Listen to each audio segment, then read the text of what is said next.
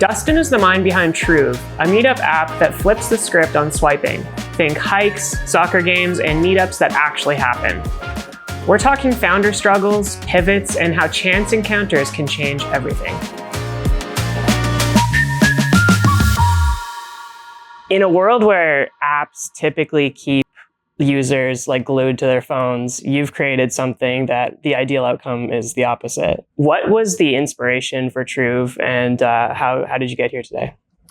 Yeah, well, I think as we all kind of experienced during COVID, and we were locked up in our rooms, not being able to go out and do things, and the more traditional ways that people would relate, going out to bars, going out and having fun, seemed like things we couldn't do anymore. So feeling trapped in that way and wanting to build something that could enable people to basically propose activity ideas for things they would like to do that were a little more out of the ordinary. So if I wanted to like find someone to go off on a hike or go play soccer with, I could do that. And so I started kind of brainstorming during COVID this idea for an app that would kind of enable people to be matched based on their activity interests, and that be kind of the main focus of the application, what we were trying to enable. Awesome. So it was like a personal, it's something that you wanted to build basically for yourself. Is that fair to say? Yeah, I mean, it actually was a thought I had while I was kind of by myself, socially isolating, like in a park, kind of dribbling a soccer ball. Like, oh, it would be cool if there was like another person who, we could socially distance, just like passing the ball together or whatever, and like go out certain times and find an easy way to enable that for like these one-on-one connections for like activities and things that people like to do. Mm-hmm. So when you think about like previous, I mean, obviously, I would liken it to dating apps, and that sort of thing. And, there is that element in your app as well, but it's also for friends. Is that correct? Yeah, I think we wanted to leave it sort of deliberately ambiguous. The idea being the way that people relate in real life is that way. When you go out and meet someone or do something, you don't necessarily know upfront exactly, what it's going to be. But through the kind of shared interest and activity, you discover, right, whatever connection makes the most sense for the moment, if it's romantic or just friendship. So we deliberately kind of wanted to leave that open. Mm-hmm. Awesome.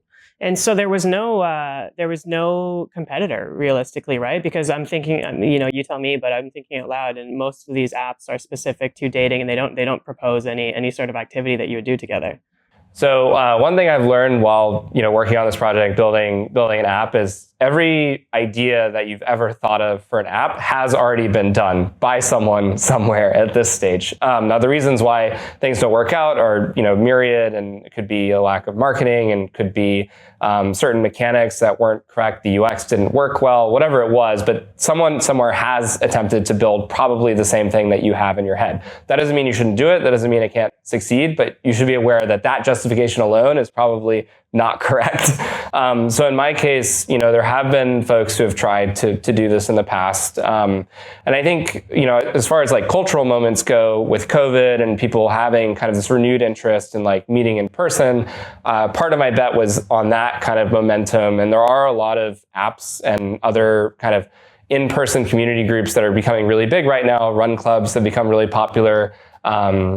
Time Left, which is an app that enables people to meet over dinner, has really blown up over the last year. And I've communicated a little bit on LinkedIn with the founder, and it's been interesting to hear, they really struggled for product market fit for, say, even like 3 years. And then finally, it all clicked and their revenue's really gone off. And you're starting to see a lot of these like in-person community groups become a major focus, and a kind of shift away from the more traditional, like you mentioned, dating apps like Bumble, Tinder, who've kind of been struggling with this shift as well. Mm. So part of the idea too is like, okay, if I can build something that would help enable that maybe these other competitors might be interested in that. That's one possibility. So one thing I've noticed is my background's in engineering.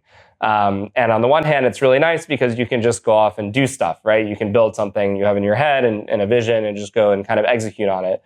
But on the other hand, I think there is something to be said for the process of like getting buy-in and getting other people involved on your team. So in my case, I really just went off and kind of built this thing. But in retrospect, I really wish I'd actually had that process of like going out and trying to find like business partners and people to come on board kind of upfront, because a lot of the kind of ideation and value in that process, as an engineer, you're kind of like, no, I'll build the thing, and people like it and it'll be great, blah, blah. But I think that's an extremely valuable process to have up front because it's correlated with a lot of other things like investor conversations that you'll have later. And the kinds of questions that will come up, you'll already have had a chance to kind of negotiate and understand before you go into that process. So I kind of wish actually I'd done more of that up front and less building. But, I think we're all want to lean into our strengths. So if you know how to build, you'll do that and you'll figure the rest out later. But I probably wouldn't, I would do it differently a second time around.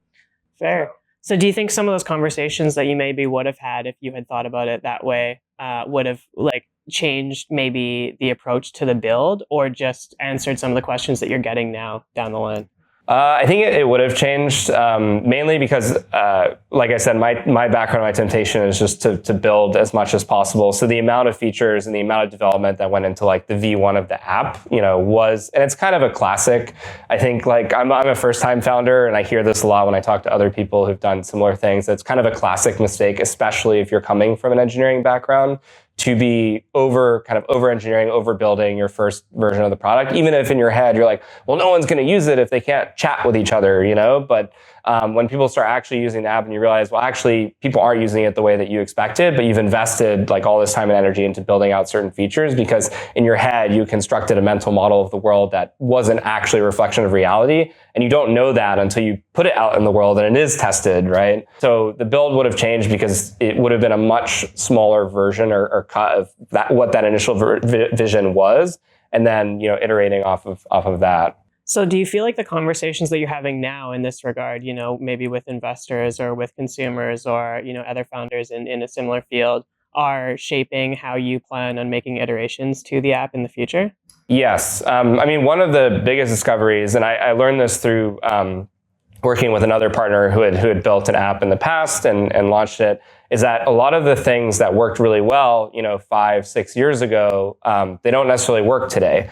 So one of the big ones is people's general hesitancy to download an app, add yet another thing to their phone that they have to open, look at, do stuff with is really it's really difficult these days to get people to do that. So the level of social proof that you need before you can get someone to actually download an app and interact with it is very high. So one of the things we've discovered is actually when we do onboarding via text message, so relying on a platform people already are familiar with using, building a kind of conversational UI around the onboarding or initial parts of the process to demonstrate social proof, that's much more effective than trying to convince people to go to the App Store, download an app, fill out a profile, et cetera. And so that's the kind of learning that I didn't know about until I actually, launched the thing and started testing and doing all this stuff and talking to other founders who are kind of in the social space where I'm hearing a lot of the same stuff, which is it's really expensive, really hard to get people to download an app.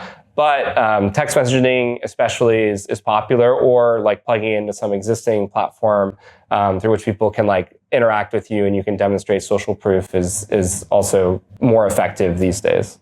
These other founders that you've conversed with since launching or during the build phase that are in similar streams, whether it be dating or online meetups or whatever the case may be, what are some of you just kind of mentioned that there's a ton of stuff that you've been learning through those conversations, but maybe what are one or two or three of the top things that you've learned that were completely unexpected in the process? It's a lot of this sounds really obvious in hindsight. So that's the challenge. Or it's when you're in it and you're kind of looking back, you're like, wow, that makes a lot of sense, right? That things are the way they are.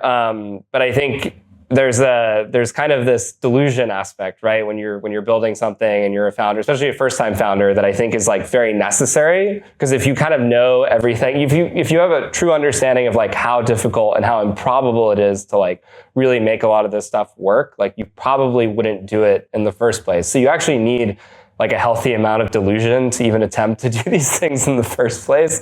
So it's you need your delusion and you need your competence, and they need to kind of constantly be in balance. Otherwise, if you're not competent enough, you're not going to be able to execute and make it happen. If you're not delusional enough, then you're not going to have the will to just kind of keep slamming through walls and making things happen. And so I think it's really tough, when you talk to other founders and you say, how did you make it? And a lot of them will honestly tell you, one is you just continue to kind of persevere and through your like darkest moments, come out the other side.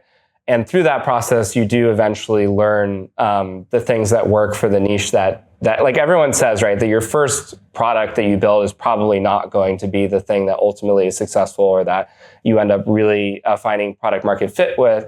And I've already found this to be true, you know, and it seems, again, just so obvious in hindsight that would be the case. But when you're in it, you just have this delusion that, oh, this is, you know, the greatest idea that there ever was. And so I'm going to launch this thing and everyone's going to love it. And it's not until you like really hit, you know, that brick wall and repeatedly hit it and come out the other side that you do rely on the experience of other founders. Be like, hey, let me tell you about the first version of our product that no one liked, didn't work, you know, and we had to kind of navigate around that and come through the other end. So you do need a healthy amount of delusion and just like a passion for what you're doing to kind of keep persevering through that. Otherwise, you give up. And there was this, I don't know if you're familiar with Antler, but it's a kind of incubator program. And one of the partners there was talking about kind of like tourist founders, you know, like, are you a tourist founder? And to some extent, I was and am, because it's, you know, my first time and I've only really been at it for about a year and a half now. Now I have the healthy appreciation for like really what this lifestyle entails. And it's not all that, you know, glamorous. And it's tough. I've had to be without a salary for a year and then, you know, keep myself afloat eventually through doing consulting work and other things. And this is a thought that I've had, and this is not to build myself up at all, but just like a real fact. I've noticed there's like different kinds of founders, right? So one kind of founder is kind of like massive chip on their shoulder, you know, screw the system. They've burned all the boats and this is like their one thing and it absolutely has to work, you know? And I think that mentality, I've seen that mentality work well for a lot of founders. The problem for me is, well, I don't know if it's a problem, but the reality is like the system's actually been pretty good to me, you know? So I could create like an app or something that generated, you know, 200K ARR, and that would probably put me in the top, you know, 5% of founders or people who've been successful. I mean, that would be a incredibly successful outcome for me personally. I would view that as a massive success, but it would still be like half of what I would make, you know, working as a sort of generic software engineer at a big tech company or where I was doing before. And so when I look at that and I'm like, wow, the top 5% of universes, right, where this career, this option kind of worked out for me, that's still not even like approximating, at least from a compensation perspective, what I'd be making at a big tech company. It's like every day you wake up and you're like, does it really make sense to do this, you know? So I think you just have to be like super committed. Either it's a lifestyle that, you know, you want to be your own boss. And as I've been doing that over the last 2 years, the idea of like going back to an office and having someone, you know, poke me on the shoulder and be like, hey, why are you, you know, doing it this way or whatever, does become like tougher to wrap my head around. Or you just get beaten up so badly, you know, through this entrepreneurial lifestyle that you're just like, someone just tell me what to do, you know, give me a weekly paycheck and that sounds great. I'm not quite there yet, but I also can see like how people get there eventually, because it is, you know, I think there's a big mental tax to being accountable and responsible for every decision that you make all the time, because you never know. It's like, am I doing the right thing? Am I not doing the right thing? And you're always kind of thinking about it and stressed, and there's never kind of an off button. And when you're working a 9-to-5 corporate job, your manager tells you to do something dumb. You're like, well, that's dumb, but he told me to do it, so I'm doing it. And it's kind of, that lack of constant accountability is honestly a relief and a big difference between working, you know, that kind of job and being an entrepreneur. I couldn't agree more. And I think I think that's, you know, one of these, maybe not delusions, but the things that people don't realize before they become a first-time founder, right? Is that like to use your example, if somebody's telling you that to do something and you're like, well, ultimately the decision doesn't really, you know, it's not on my shoulders if this goes wrong or right. There's a bit of an apathy that's created towards the things that you're doing. Whereas if every decision that you're making and every action that you take is ultimately comes back to you and is on your shoulders, whether wrong or right, there's this like, it's almost like this noble like weight, I suppose, that is imposed. I'm curious how you've personally dealt with the change, right? So like, What does that mean in your everyday life? Taking all of this responsibility for every decision you make, does that change things for you in your personal life beyond just the business? Yeah, it does. I mean, the biggest thing, again, is just never having an off button. And part of the reason for that is when I think about everything good that has happened to me over the past like year and a half or so since launching this thing, they're not things that I really could have predicted or even known, up front. And so, it's like really difficult, especially again, as an engineer, I like to systematize these things and think about, what approach or what strategy can I use to maximize my chances of success. And there obviously are like some things, but a lot of it is honestly just being open to, opportunities, to like having conversations, to meeting new people. And most of the good things that have happened to me this year have just been through that. They haven't had anything to do with, all the engineering and the app that I built. It's been like, I was talking about what I had built over coffee with a friend, and the person sitting next to me, this was in New York, by the way, happened to be a VC, like stuff like that. And that actually leads to another aspect of something I've thought about a lot, which is, again, going back to making decisions, being accountable. So I grew up in Austin. And I was thinking about, places I wanted to go and try and launch this thing. I was working in San Francisco before this. And I thought purely from a product perspective and cost of living, I wasn't going to be making money. So kind of moved back home, save money. And, Austin has a lot of transplants, a lot of people looking to meet new people. So I thought from a product perspective that it made sense to do it here. And I think that part of the thesis was true. But from a funding perspective, from an investment perspective, like all the connections and the energy you're going to spend in building a community of people, other founders, investors, it's just going to be easier to build it locally, right? So whether that's going to founder investor poker games or other events, right, that are hosted, you build a community, and I've done so around Austin. But the reality is, like, I'll go to like New York Tech Week or back to SF, and you just realize that like the concentration of liquidity and talent and all these things is it's orders of magnitude different from Austin. So I don't regret, having focused and launched here, and I love Austin to death, but it is like another thing I just didn't really know about or think about too much. And now in retrospect, I'm like, oh, actually, if you're going to be investing a lot of time and energy, right, building connections and these kinds of things, you're going to get more bang for your buck in a place like New York or San Francisco.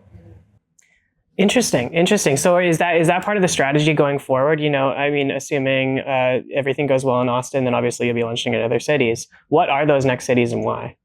Yeah, so I think to your point, like we want to be able to demonstrate kind of like repeatable traction or a strategy. So for consumer, like organic growth is like a big metric. So we want to be able to point to referrals and these kinds of things. You can basically imagine that part of the pitch deck and be able to take that to VC in San Francisco, which is honestly where the bulk of like consumer-led investments and interests are, and do basically say like, hey, if you give us, this money, we'll be able to apply it in this way, see these results, and then do that in a place like San Francisco where we get, the combination of a user base, but also folks who, have the money to potentially and the interest to potentially fund like a consumer venture, and I didn't know enough about this up front either, but now having had these conversations, I would say like there aren't a lot of VCs right now who are even looking at or interested in consumer. It's mostly like B2B SaaS, a lot of like Gen AI focused applications. In fact,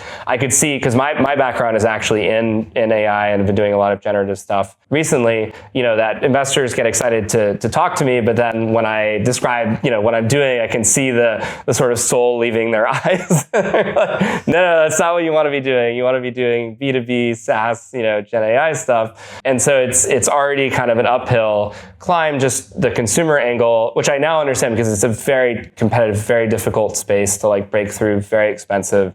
And then consumer social is like even harder. And then any kind of like two-sided marketplace of consumer social stuff it's like the hardest mode you can possibly put yourself on. So there's just not a ton of appetite for that at the moment. And in general, the fundraising environment's been more difficult than I think it has been in the past. And that's for a lot of reasons that are above my pay grade, but liquidity and all that stuff. I'm curious. I definitely want to get to the kind of funding and monetization and that sort of thing conversation. But you said something interesting there first, which is that you were sitting in a coffee shop talking to a friend, and there was a VC beside you.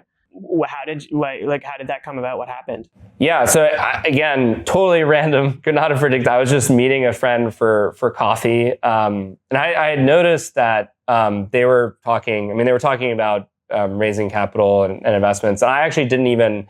I don't know. I didn't want to be like that guy, and super aggressively interrupt their lunch or whatever. But I hadn't seen my friend in a while, so he was asking me what I was doing, and I mentioned that I had, built this app and that we were looking for funding. And then one of the guys, had turned around and started engaging in that. Oh, like, what are you building? And then he was able to connect me with another partner in his group who was actually focused in the consumer space. And I've learned a lot also just through these conversations of like, okay, what are investors looking for who are interested in consumer? And because of kind of what I said before, which was this idea that like any app idea you've ever had, someone has tried to build.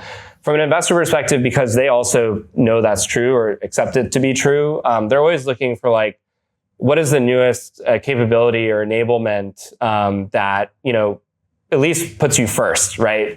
So if it's going to be something in consumer social, like, are you leveraging generative AI in a way that it hasn't been used before, so that we can kind of eliminate that thesis of like, yes, people have tried this and it hasn't worked out for whatever reason, but we have this new enablement or capability, and then that's like the thing that they can then, stick a flag on, and drives their interest. What is the balance when you're building something? Because now you have this insight, obviously, as to what these investors are looking for, but you also have, from personal experience, a good understanding of what the consumers are looking for, right? So as you said, it's a fine balance, but how do you find that balance? And is there like I don't know, I'm sure this is like different for everything, right? But is there kind of like a percentage? It's like, okay, I need to take this advice or this approach from an investor perspective to ensure that it's valuable to them, without compromising on this for the consumer. Does that make sense?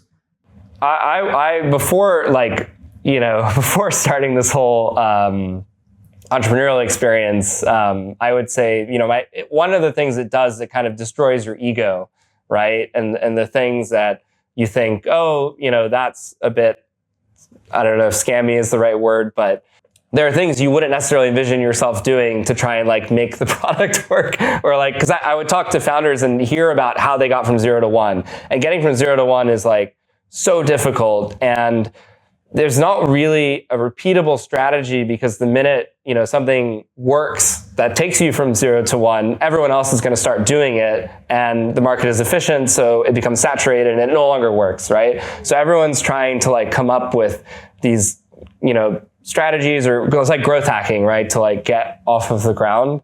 And so they're not necessarily things that you would talk about in an investor pitch meeting.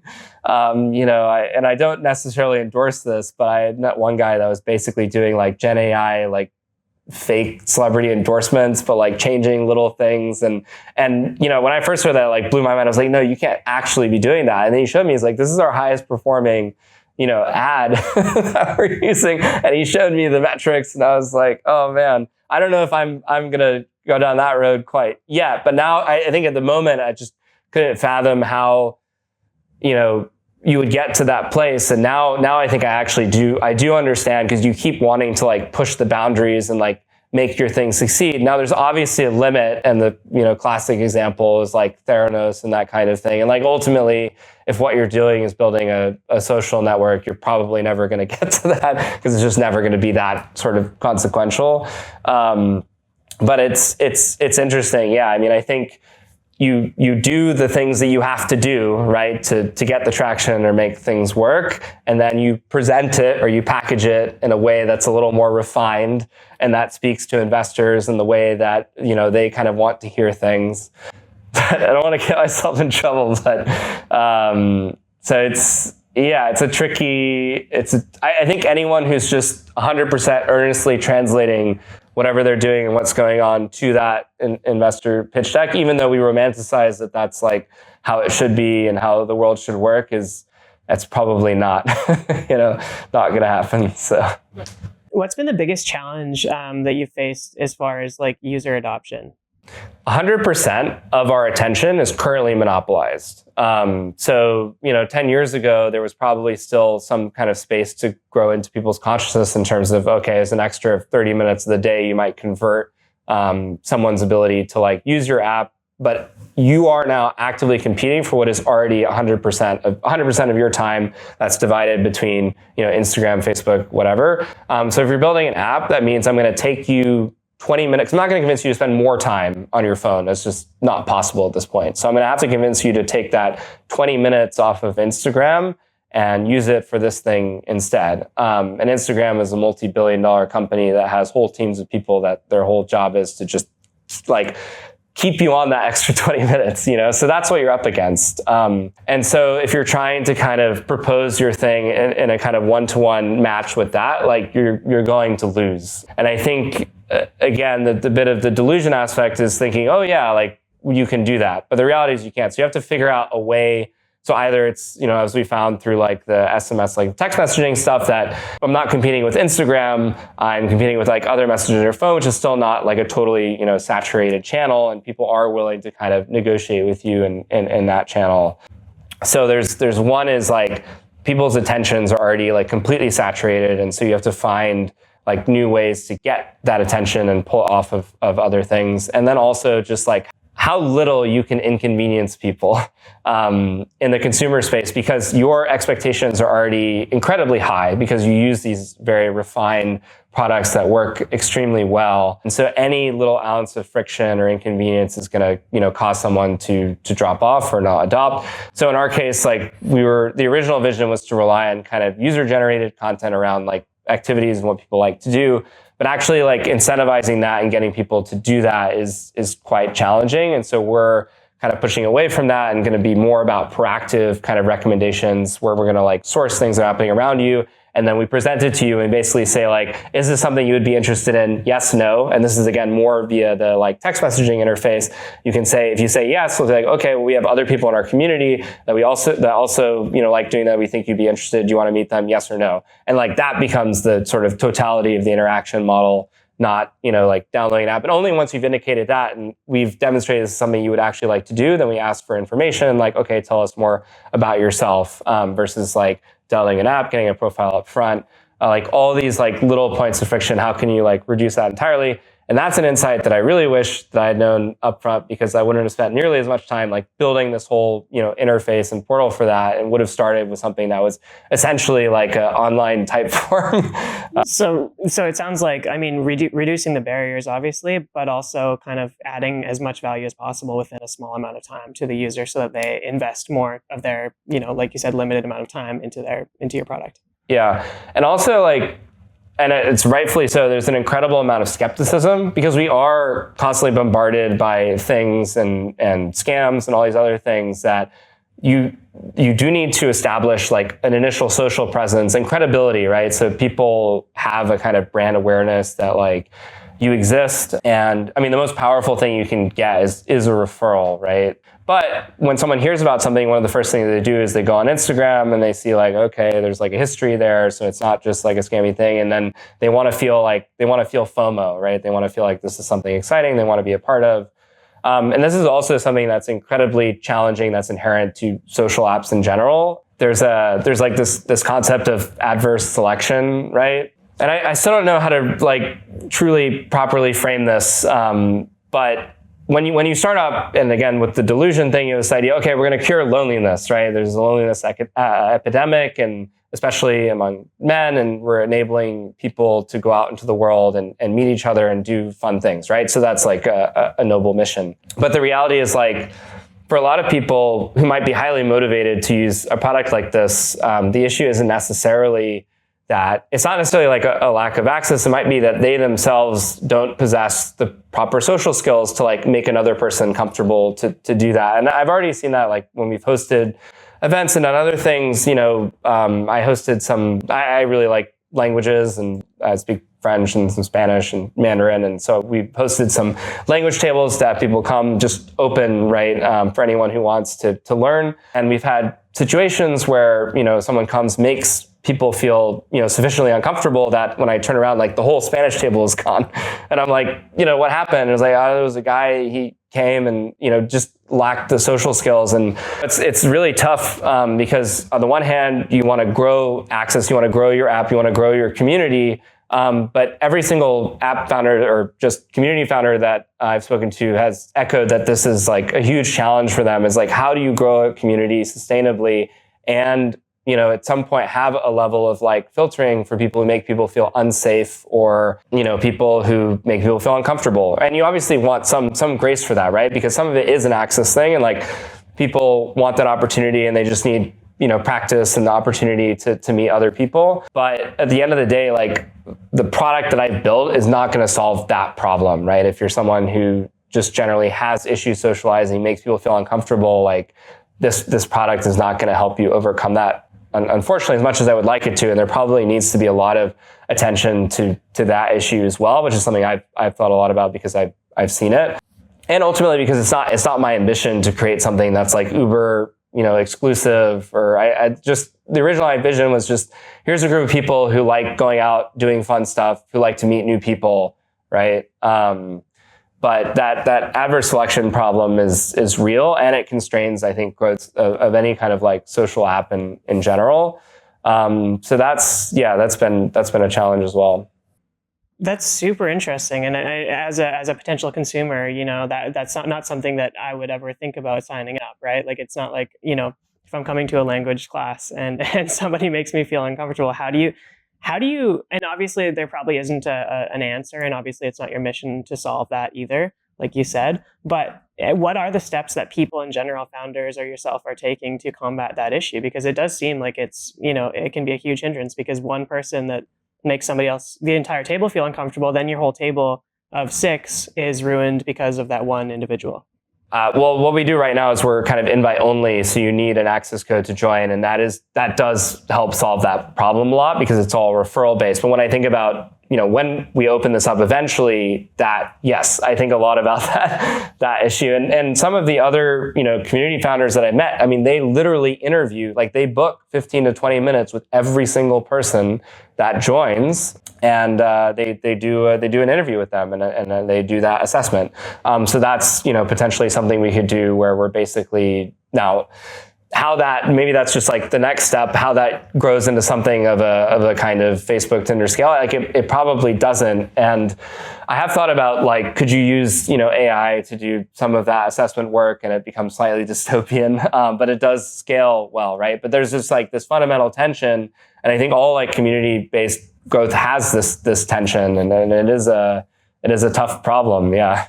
How would you use AI to kind of filter these individuals? Like, would AI do the interview maybe, or are you thinking like it would like look through the person's previous social profiles, or how would you go about that? Yeah, I mean, the idea would be to basically codify, right? I mean, there's obviously like intangibles of just like how someone makes you feel, but I mean, there are things that you can like filter for that are, and actually, you know, the language tables one, I had already realized had done a lot of pre-filtering, because the kinds of people who like doing the kind of activity that, you know, represents are people who are worldly, who are traveled, who, you know, so that group actually ended up being a very fun group, and people were making connections and continuing to do that like after the fact. And so part of the filtering can actually happen through the kinds of things that you're hosting and what people like to do. But I think you build the profile of like your ideal user, and you could essentially task AI with like doing some kind of like free filtering, or assigning like a score or something that you can then review, or things that you might pay attention to. So if you go into an interview, you're like a little more prepared.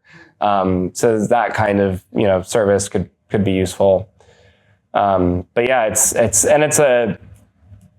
sort of an awkward thing to talk about, because, you know, it's not my goal to like exclude anyone, but, you know, to your point, I've already seen it happen.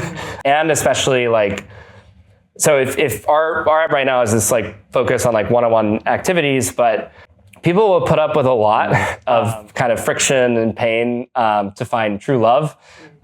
Seems like a bit of a non sequitur, but I'll get there. So for like the dating use case, right? People's expectations are already like kind of low. Like, people kind of expect that if the date's not bad, it's like, oh my God, that's awesome. You know, people are relieved, and people will do all kinds of crazy things to meet total strangers and just kind of like hope for the best, right? So there's like high motivation in the dating use case, and you're willing to put up with like a lot of friction or even like a bad experience because you're sort of in your head, you're like, yeah, there'll just be some bad ones.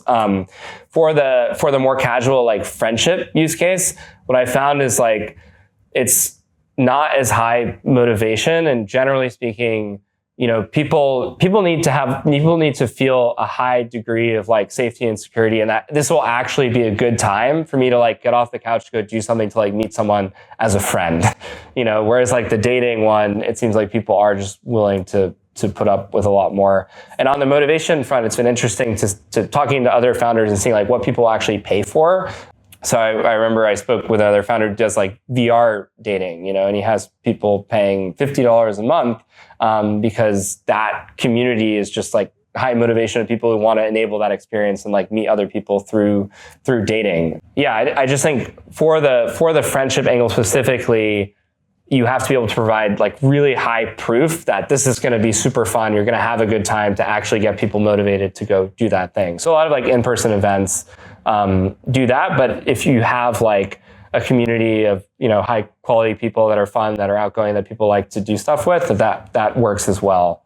Super fascinating. There's all these different elements that I would never have thought. Obviously, I haven't tried to build a social app, but that's like all I think about now. Yeah. I'm curious about the liability. Like you talk about how I don't know. Is there any sort of liability? Do you take any ownership on? Because obviously you're taking this issue seriously. That's something that's consuming your mind, and how you navigate through these complexities with people that, whether it's malintent or not, are just awkward or make people feel uncomfortable. Is there a liability? Let's say I am on the app and I go on a date or meet a friend, whatever the case may be, and this person makes me feel uncomfortable and I file a complaint. What does that look like for you? Well, there's a spectrum, right? So there's like legal liability, and there's just, can I sleep at night? And I want them to be aligned, and I want to be able to sleep at night. So we've thought a lot about that, and we've introduced various safety features. So for example, your location is hidden until you agree to match with someone, and because it's like a private community at the moment, that helps as well. So when you propose things, it's not like broadcast to the internet. Location is hidden, and then the exact like time of day is abstracted as well. So you have to be firstly accepted into the community to be able to have more transparency on that. And then you control, how visible your kind of suggested thing that you want to do from a location standpoint and from a time, date and time. So that's how we've addressed, at least from like a mechanical perspective, that issue. Now that said, like it's an interesting question, right? So this idea of like reviewing, dates or getting feedback. So we do have a mechanism, like once someone goes on a Troov, we ask them how it went in general terms, and if they give 1 star or whatever, is that because you felt unsafe or something that we could sort of phrase in a way that feels more objective. Ultimately, though, and I was doing a booth for Troov at this event, and this guy came up to me and he was asking specifically about this question, and he kept going on about, well, is it objective? And I said, no, but ultimately we want people in the community to feel comfortable, and that's our priority. And he proceeded to then sort of aggressively inquire, well, what if, like if I'm making you feel unsafe right now, would you report that? Like it got so weird. And again, going back to like the language table examples where people grew up, like this guy made me feel so uncomfortable that by the end of it, I was like, well, I don't want you to join our community because this line of questioning is just bizarre. And it does, make you cognizant that like, I don't know, again, on the spectrum, like it's possible this guy means no harm, but you don't know. And this line of questioning is very concerning and awkward. On the front end of like building your community sustainably while having some vetting, I think helps with that. And then having those security features in where people can give feedback and, obscure at least the nature of like what they're trying to do and where they're going. Like I do spend a lot of time thinking about that and trying to keep people safe and comfortable, because ultimately that, even if it's not, like a super dramatic experience, like people want to have a good time. And if they don't, they're not going to use your thing again. So that's something I think about a lot. That's really interesting because you might be able to facilitate like a great experience for two individuals and replicate that exact same experience with another two individuals, and two, have a great experience and two don't. But the two that don't might not use the app because they attribute that to your app, but it has nothing to do with it, right? Yeah, and I mean, we've joked about that, right? Like you've gone on dates that you would say, "Oh, that was a terrible date," and blah blah blah, and then probably there's someone talking, with their girlfriends about a date that you went on, and you're the bad character. So there obviously is a level of like subjectivity, but like there's a difference between just, oh, it was boring, it wasn't a great time, versus like this person made me feel unsafe. So while I might be more lenient on the like, okay, it was sort of whatever, versus like I actively felt uncomfortable or unsafe. I'm going to pay a lot of attention to that and maybe just say, okay, it's possible that, because we're all different and we vibe on different levels and different interests and these kinds of things. So you have to allow, right, for some amount of that. On the credibility piece, I'm just going to circle back on that for a second because do you have like success stories that can lead as far as like, this is a great case study? Yeah, I mean, I've used it myself to meet people, and for me personally, like co-working has been a big one. So I work remotely, and actually being a founder is kind of can be quite isolating and lonely. So using it to try and propose times for like other people to meet, to do co-working or what have you, and it's also been interesting too, just to see like part of the original vision, or at least the focus on like activity matching, is I think what you do out in the world is a much stronger indication of like who you are than kind of a static, like profile pictures in a bio. And often people can misrepresent themselves, or they like to think of themselves in a certain way, which isn't necessarily authentic or representative of who they are, versus like when you propose something to go out and actually do that thing, that's like a higher level of commitment. I think it's more revealing of like how you are in the world. And so, one person said, hey, I wanted to go for like a really slow jog around Town Lake. And there was something like very revealing in just that, statement of kind of their personality, how they approach the world. And this is something they actually like doing. And so to be able to match on like that basis is, I think, really powerful. Now, part of the issue, that we've had is scaling along the matrix of like, the who you are, what you like to do, and your availability is like kind of this enormous, matrix. And so having the right scale of like users on both sides to kind of satisfy that is like it's a really tough like 0 to 1 problem. So I think that works at like some scale, but that's why at least initially we're trying to shift towards more like proactive recommendations. So we can tell you about something fun that you would like to do. And if you would like to opt into like someone else who would also like to do that thing, we can kind of match you on that basis, versus relying on like the user source stuff where you have people like proposing things and like maybe there's not someone at the other side, or there'd be someone who, we have like Edward proposes to go to Cider Kid at 7 p.m. on a Tuesday. Like, is there someone in Austin who would be down to do that with Edward? Like, I'm 100% positive, but are they like on Troov? Are they on Troov at that moment? Not necessarily, right? And so the scale that you need for something like that to work is quite significant. And we think at least initially we want to be doing more proactive recommendation stuff to kind of reduce the scope of that, like reduce the size of the basis of things that you can match on. And so as the user base grows, you can increase the total number of activities and destinations. That's right. Yeah. Awesome. And a lot of the like successful apps or things that are growing are sort of niche in nature initially, probably for that reason. So have that like initial focus and then kind of grow from there. There's a lot of, everything in life is trade-offs. So you have to kind of like negotiate the right set of trade-offs. You said something in there that's interesting, but obviously also a commonality among founders, which is that it can become lonely. Funny enough, obviously you're building a product that solves that. But what are you doing right now to avoid that, that sense of loneliness as a founder? Is there communities? Is there, I don't know, personal tips or tricks? Building a community of like other founders who kind of know what it is and what you're going through, and also people who've done it before, who like really understand, who can give you advice, is hugely powerful. So building that network and set of connections. I will say it's one of the things that I think is hard to understand, like I get called out a lot for just work. Like I'll be on my laptop at like, 9 p.m. at a bar on a Friday, and people will be like, what are you doing? Like, why are you working? And it doesn't, I mean, it's definitely work. Like I'm definitely working, but it doesn't feel like work. Like when you have total ownership over something, it feels different somehow. And so there's just a temptation. And because you're, again, accountable for everything that happens, to just like work all the time.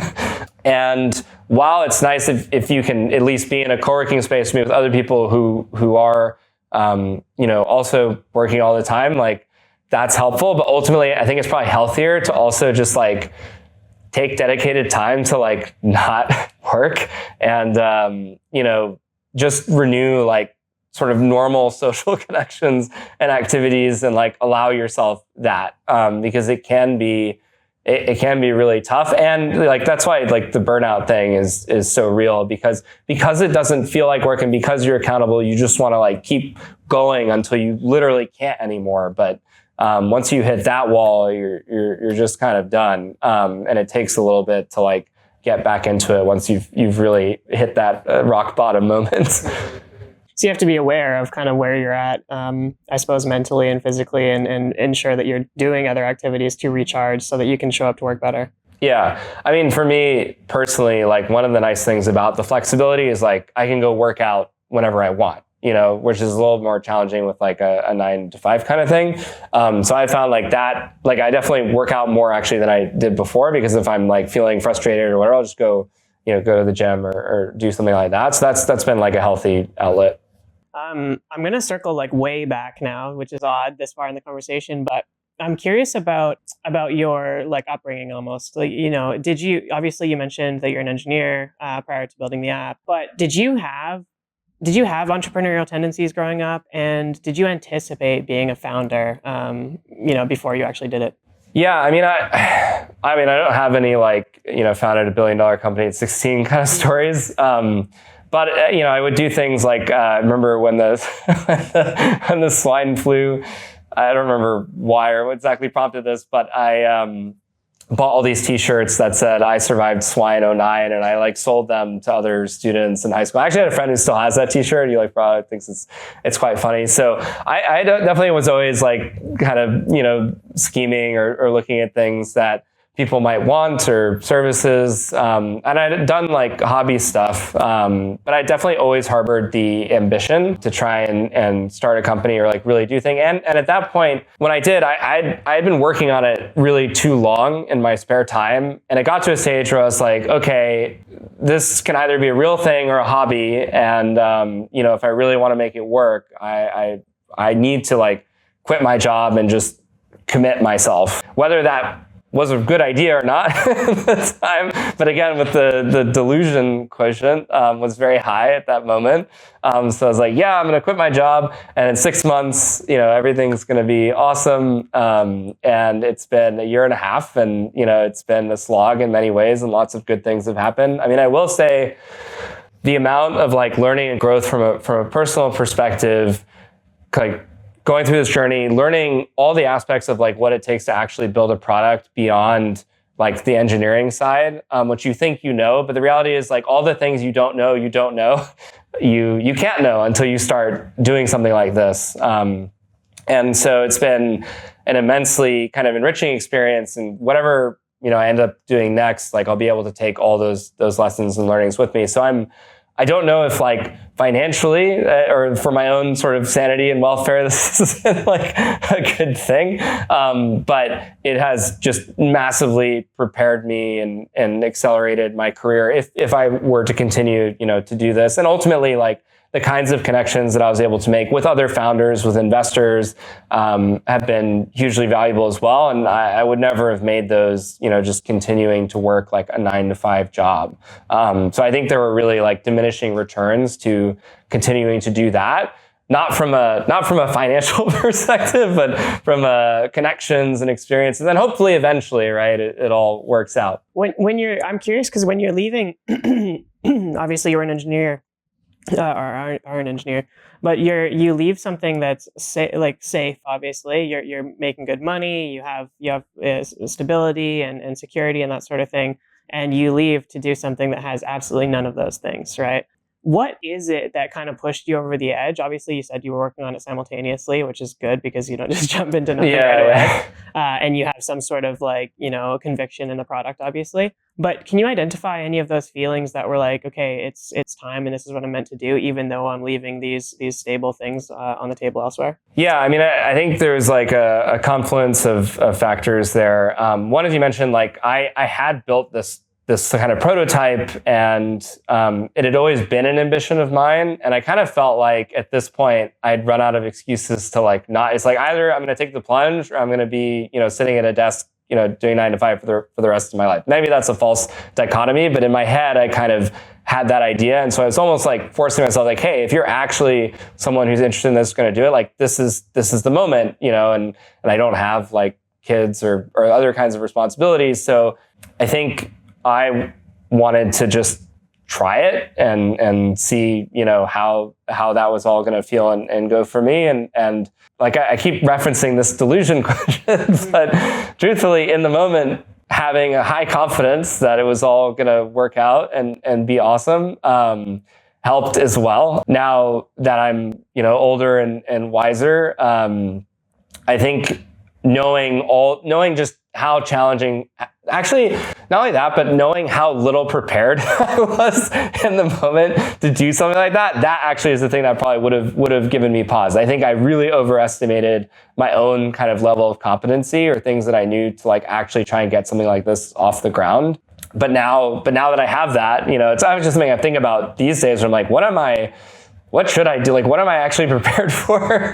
All the things that I've learned, it really is just to make another company or start another product and do it fast, iterate faster and be more aligned with what the customer wants up front, less about my own preconceived notions about what the world wants, and just be super evidence-based and marketing driven more than engineering driven. It's just a huge mental shift for me. And it's a lot of things, you can talk about them or you can read them in a book, but at least for me, I guess maybe I like to learn things the hard way. I don't know, but it's just until you do a thing, you don't internalize it, you don't really know. And so you just have to do it. If you really harbor that ambition. And I think ultimately, there's no shame in doing it and deciding, right, that all that delusion that you had built up initially, now that it's gone, that it doesn't make any sense anymore. Or you discover that, you love it and it's a passion and it's what you're meant to be doing. So as entrepreneurs, I think we have this high tolerance for pain, and not even tolerance. Yes, it's almost like a desire, right? It's like masochistic tendencies. Yes, I think that's true. It's like, how can I make this harder for myself and somehow I'm going to love it? It's it's odd, right? But yeah, I definitely think there is certain personality types that would, yes, I think you do need a high pain threshold. And when you hit those moments, I think you always hit rock bottom in retrospect. And I can think of that moment that I had it where I was like, oh my God, I invested all this time and energy. I have, investors. They're mostly friends and family. And this thing is not, at least the initial version, not working at all. And I don't know how to make it better. And when you hit that moment of peak stress and you're able to push through that and get to the other side, I think that's when you kind of really know whether, this lifestyle is for you and you can keep going with it, because it's a tough moment. And I think every entrepreneur that you talk to has those moments. And if they are successful, it's always them pushing through it and going on to the next thing. Because if you're trying to do your own thing, anyone who comes up to you and says, oh, that's not going to work, they're going to be right 99% of the time without knowing anything about what you're doing, So just that being the natural default setting, of course it's you're going to have tons of moments of failure, and that's just kind of the nature of what you're doing. And anyone who says that this is kind of the, everyone I know who, when I graduated college, started working at Google, who've been there for the last, 8-9 years, they're doing they're doing much better than the bulk of the entrepreneurial friends who have gone off and tried to do things. So if your goal is to, have high expected value in your financial situation, that's the move. Doctor, lawyer, work at Google for 9 years. Don't try to do this kind of thing. So but high risk, high reward, right? So Yeah, the upside is so much greater if you can make it, right? and if your personality is prone like high pain tolerance and you really value the freedom and the accountability and to challenge yourself in that way, yeah, it's awesome in a lot of ways. A lot of the conversation we've chatted about kind of this idea of accountability and that sort of thing. And I'm curious because you mentioned in there that you took some investment from friends and family. Does that carry significant weight when you're obviously any sort of investment when you're dealing with, other people's money and that sort of thing? But has that, weighed on your shoulders that the decisions that you're making are not only for yourself and your business, but also affecting people that you've taken money from, which are friends and family? That is my biggest weight. Actually, to the point where most of them are sort of like, you know what, it's like, don't worry, it's okay. We know that this is challenging and all that. But yeah, that's a huge responsibility. And ultimately, like, part of the excitement for me actually in this thing was the chance to kind of like bring everyone up and make everyone successful and see this whole like community grow and so it's a tremendous weight and ultimately it's part of the thing that like I had mentioned before, the things that you didn't necessarily immediately think of yourself as doing or going there and employing different kinds of strategies, like your willingness to really try anything and everything to make something work, like that's a huge part of it because you realize you are accountable to those people and someone has entrusted you with a portion of their savings and money that they've worked hard for, right? So it's a big weight. Let's talk about AI. Obviously, that's something that's heavily ingrained in your app and it's something that you know a lot about from previous experience as well. What kind of technology, we talked a little bit about some, but what kind of technology, how are you using AI within the app and what kind of edge does that give you over maybe apps that aren't using it or aren't there yet? So one of the big ways we use AI currently is through moderation. So one of the things I learned early on is if you give anyone a forum to post anything, people will post some really outrageous crap. And you don't know, like you in your head, right? You have an idea of like what this thing should look and feel like, but the world has other ideas.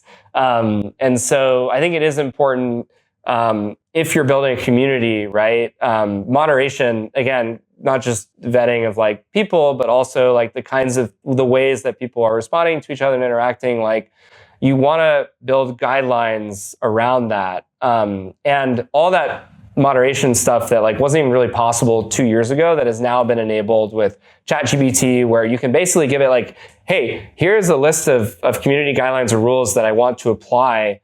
Go out and like search through posts and what people are saying and, flag things that are kind of not in keeping with those community guidelines and also prevent people from posting things that are not in alignment. That kind of instantaneous real-time feedback that has been enabled with Gen AI is like hugely powerful for community moderation and honestly enables an experience that wasn't possible 2 or 3 years ago, because if you wanted to propose something, you would have to I would go in my inbox, I'd have to go look at it, decide like yes, no. And now these things can be rendered in like real time.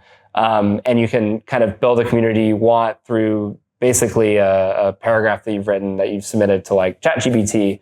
And then the other thing is through matching, like giving people's individual profiles and having like an LM go out and parse the various activities or things that are going on and kind of do that recommendation or proactive matching, and then do that in real time and then enable like a conversational UI on top of it. So one of the things, again, we're building is like this text-based conversational UI where our users can ask questions. It will go out and then pull our set of resources of like activities or events we know that are happening around town, provide those as recommendations. Building out that flow is like entirely dependent on a lot of the licensed like generative AI applications, which are hugely powerful. Are some of these things that you're building within the app for the app, could you like license them outside as well? Is that a possibility or is that a consideration? Yeah, I'm actually talking about that. I have some calls about that because and again, this is to your own, like as you're doing this, you start recognizing your own relative strengths and weaknesses. So I've met other founders who are like super, like insanely good at marketing and driving traction. And like, I don't even understand, having tried it for over a year, right? To like drive people to TikTok or Instagram, like people who are just insanely good at that. And then my relative competency might be on the technology side. So they might have a product or application where they've been able to build this really powerful audience and they're looking for that kind of capability. And so I'm actually having those conversations right now to potentially do some kind of partnerships where like, yeah, like maybe this isn't an app after all, maybe it is like a conversational UI enablement platform, and then it gets bolted on to like different communities that already built their audience. And then I don't need to go running around Austin, to various run clubs, hosting booths, and all of that honestly sounds like that's what I probably should have been doing from the start. But, I didn't know any better. So yes, that is actually something we're looking at. As far as being a founder is concerned, do you plan on, obviously we've chatted kind of these possibilities of pivoting and going different directions, and how you mentioned most founders that you've talked about, their MVP was nowhere near what they ended up. I say most, but it's actually all of them. Okay. Like every single one. Yeah. Do you think that that's going to be something that you're going to do, is pivot in the near future? Obviously, or I guess another question might be, is there, are there other businesses in Dustin's future?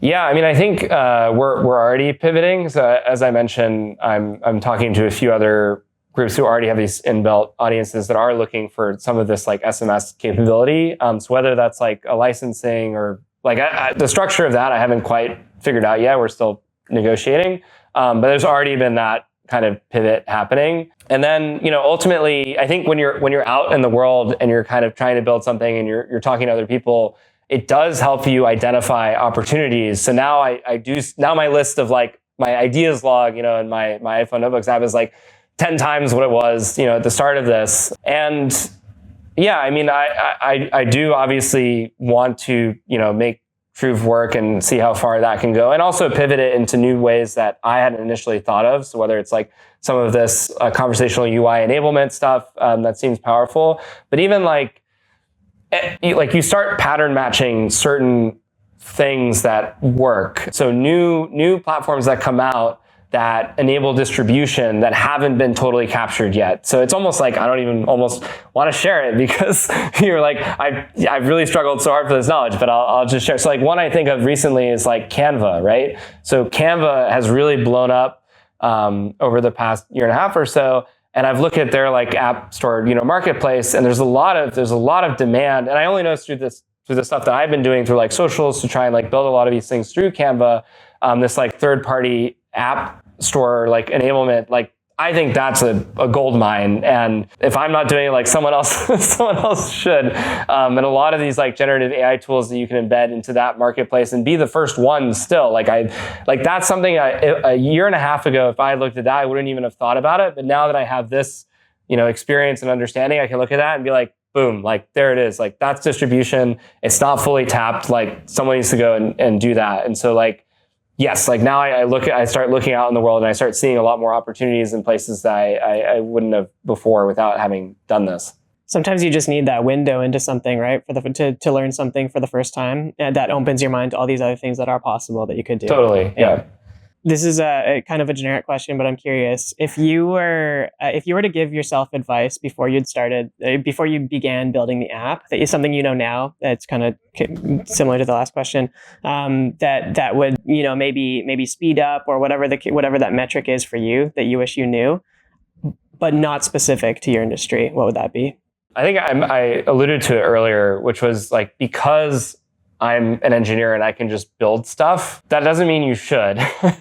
And I think what I wish I had done would have been to try and get more partners on board up front to have a lot of the like difficult conversations, like even just as a proving ground. So like, yes, I could go off and like do this thing and realize the vision that's in my head, but have that like convince someone, even though I don't necessarily need them, even at that stage, like convince someone to bring them in to work with you for free, to take an equity position, even though a lot of people, they want to be really precious about their equity, but like have someone come on and like validate it with them who's like willing to put in the energy and effort with you and build this thing with you. Like I wish I had done that earlier. I did eventually do that, but I wish I had just done that kind of upfront before doing anything.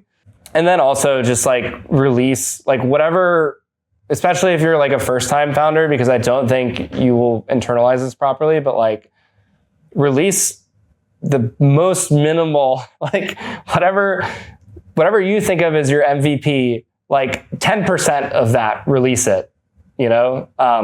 Those two things I would tell my former self. I love that 10% piece. Like there's a saying that we use internally called well, I'm sure it's not internally, we didn't coin this, but done is better than perfect. And it's like just get it out there, see what happens, and if it's going to work, you'll know, right? What's next for you? What's next for Troov, kind of on the immediate side of things? Yeah, I mean, I think it is those conversations around, because I've spent the last year and a half building, and I think we do have some interesting, components of our stack and learnings that have applied. And so thinking about, okay, maybe my differentiation isn't my ability to, like I said, like run around Austin talking to various, run clubs and trying to like convince people on a one-on-one basis to like, hey, download my app, hey, download my app. Like there are people who are insanely good at that. I don't know if I'm one of them, but the underlying, platform technology that we've built, can we talk to other, communities who are looking to build these kinds of experiences and like either it's license or partner with them. So this becomes more of a platform product versus like a front end that people are like interacting with. So we're having those conversations right now, and it seems promising. So awesome. Well, I know that I would love to see the app. We're a little bit far away in Calgary, Canada, but it would be awesome to see this work, man. It's really cool what you've built, and it's definitely like you said, that if you have an idea that's an app, somebody's done it before. Sorry. But this, like, I mean, first of all, I thought it was brand new, obviously, and we would love to see it in the wide market, man. It would be awesome. So. That makes two of us. Yeah, totally. Where can we send people to follow along either your journey and Troov?